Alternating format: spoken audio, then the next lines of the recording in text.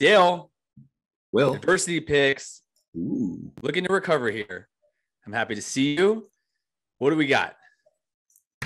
Me? Me first? No, All I'm right. just kidding. What's up, buddy? Not much, man. Miss you. You look good. Glad to be here. Listen, NFL and NCAA picks right now haven't really been my friend. I talked to you a little bit today. I vented to you. Mentally, wasn't very well for a little bit. Had to get my mind right. We're here. I'm committed to making this, getting back on track compared to where we left off last year. First game of that, I only like two NCAA games this week. Oregon at Stanford. Oregon's 7.5 point favorites. The over-under is 57.5. Oregon's going to cover this game. 7.5 favorites at Stanford. Like, dude, Oregon's so much more talented that if they don't cover 7.5, I officially don't see Ohio State winning another game this year because we lost to them. So they're in Palo Alto. They're in Stanford. Okay. So they're not scared to go on the road. They know how to go on the road. They know how to win. They're just a really good, talented football team. Number 3 in the country. Mm-hmm. They cover 7.5. If they don't cover 7.5 at Stanford, then they don't deserve to be in the conversation right now to be in the top 4 teams in the country. Are you still upset that they crushed you guys in Columbus? It's not a loss. It's a lesson. So we're going to build. I haven't heard that in a while. Wow. I haven't heard that in a really long time. Especially with a young team. Listen, the Buckeyes will click eventually. We always do. We figure it out. We're just going to keep winning and doing what we need to do. We have Rutgers this week, which I'm staying away from because right now I don't know what the fuck Ohio State team is going to show up. We either look like a high school team or a junior varsity team. Sometimes we look like the number 1 team in the country. I don't know which one's going to be there, so I'm staying away. But yeah, my first pick is going to be Oregon covering 7.5 on the road at Stanford. What do you got for me first? All right. I want to do a little SEC action. Ooh. Kirby Smart, UGA. A lot of people are pegging them 8-1. If you could have gone before the season to win the title overall over Alabama, I don't see that happening, especially with what I've seen from Alabama so far, who covered minus 45 for me last week. But the Arkansas Razorbacks, Suey, right? Or that's not even a. That's a pig sound. That's a boar. Are they a pig or a boar? I don't know what they are. And that was a horrible attempt at doing that. Yeah, no matter what it was bad. No, anyways, horrible. Not a horrible pick, though. So the spread right now is 18.5. It might go down to 17.5. It's going to vary. So Arkansas is traveling to Athens, Georgia. It has a lot of points. And it's hilarious because I think back to a couple weeks ago when they were playing Texas. And for whatever reason, Texas and Oklahoma joining the SEC thinking, oh, this is just supremacy that we're going to push out of ourselves and out of the Big 12.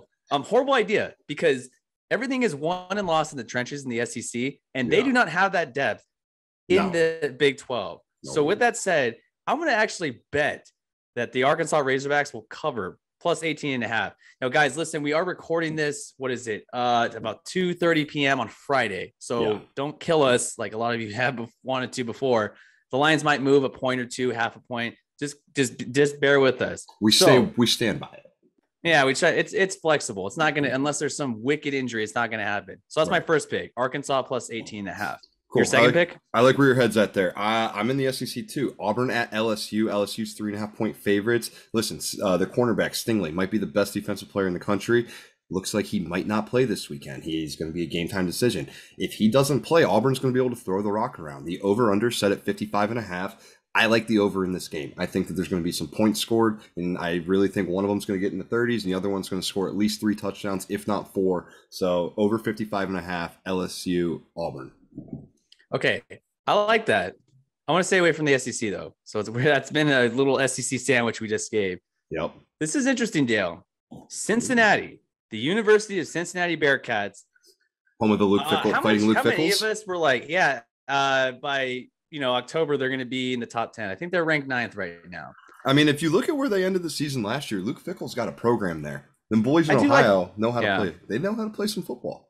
I do like them a lot. And I could really see Luke Fickle pursuing maybe an even bigger program for what he's been able to build up with Cincinnati. Oh, for sure. They're playing the University of Notre Dame. They're coming off of win, the Irish I'm referring to, over Wisconsin last week, which was a total snooze fest until about maybe halfway through the third quarter. I think I'm believing in Fickle's squad. I expect, and I am betting that the Cincinnati Bearcats will cover the 2 points. on the road in South Bend, Indiana. I like that. I really like that pick out of you. I agree. Cincinnati's got one hell of a ball club. Listen, Notre Dame's Notre Dame. Like, they're just unathletic dudes that are smart, that win games, but like don't win games. Yeah, like I don't know. Notre Dame's just always Notre Dame to me. It's so hard for me to get on board with them in any way, shape, or form. Plus, I love the electric factory that Luke Fickell has going on. Like, I would love to see Cincinnati just fuck up the college football playoff this year.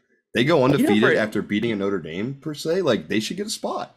You know for damn sure that all these TV executives in suits and ties do not want them in any sort of contention or conversation for the CFP final. But maybe a New Year's Six Bowl. Ratings-wise, though, I wouldn't be surprised if a Cincinnati sneaking in somewhere down the line boosts ratings. A lot of people are sick and tired of watching. And granted, Clemson's not going to make it this year, but a lot of people are tired of watching the Big Three.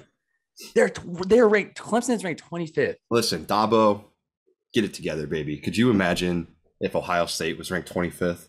No, that doesn't happen in Columbus. I don't think I would hear from you. I would make sure that you were. I would have jumped off the Coronado Bridge, Swan style. Oh my God, that's awful. No, I mean Clemson's awful, man. I mean they haven't lost a September game since 2015. I know, and they lost 2. Crazy. That's what happens when you lose good players all over the field. Hey, one last quick thing. One last quick thing. I do disagree with you, though. I don't think that would help media ratings, other than people in Cincinnati, as they say.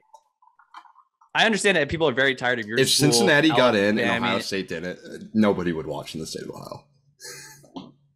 Exactly. That just totally speaks about it. I don't know, but I'm happy for Luke Fickell because I like these mid-tier programs that are really taking it to these blue chip schools.